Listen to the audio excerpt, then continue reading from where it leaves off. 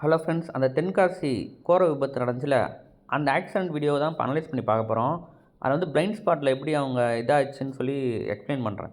Bus போகுது. இது வரைக்கும் வந்து டிரைவருக்கு விஷன் இல்லை, அந்தாண்ட சைடு என்ன வருதுன்னு. பஸ் வர ரைட் எடுக்கிறதால மறைச்சிடுதா. இப்போ வந்து டிரைவர் வந்து லெஃப்ட் சைடு போய் ஓவர்டேக் பண்ணுறாரு. லெஃப்ட் சைடு எடுக்கக்கூடாது, இருந்தாலும் அவர் ஓவர்டேக் பண்ணுறாரு. இந்த இடத்துல தான் பிளைண்ட் ஸ்பாட் ஆகிடுது.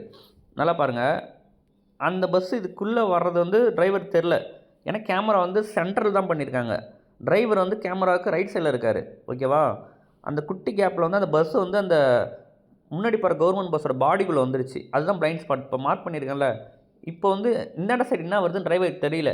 அப்போ அவர் வந்து ஓவர்டேக் பண்ணிடக்கூடாது. நல்லா பாருங்கள், அவர் என்ன பண்ணுற ஓவர்டேக் பண்ணுறாரு. அந்த பாடிக்குள்ளே பூந்து இந்தாண்ட பஸ்ஸு வருது, அது சுத்தமாக தெரியாது. இவர் இந்தாண்ட போகும்போது வந்து இடிச்சிருச்சு. அதனால தான் பிளைண்ட் ஸ்பாட் ரொம்ப இம்பார்ட்டன்ட். கரெக்டாக பார்த்து அண்டர்ஸ்டாண்ட் பண்ணிக்கணும். ஒரு பஸ்ஸு பின்னாடியே போகிறது, இல்லை கர்வில் இதனால தான் வந்து ஓவர்டேக் பண்ணக்கூடாது. கர்வில் வந்து அவங்க பாடி வந்து நம்ம மறைச்சிரும், அந்தாண்ட என்ன வருதுன்னு. நமக்கு ஒரு விஷன் இல்லாத இடத்துல நம்ம போகவே கூடாது. நம்ம நல்ல விஷன் இருக்கிற இடத்துல மட்டும்தான் ஓவர்டேக் பண்ணணும், போகணும். தேங்க்யூ.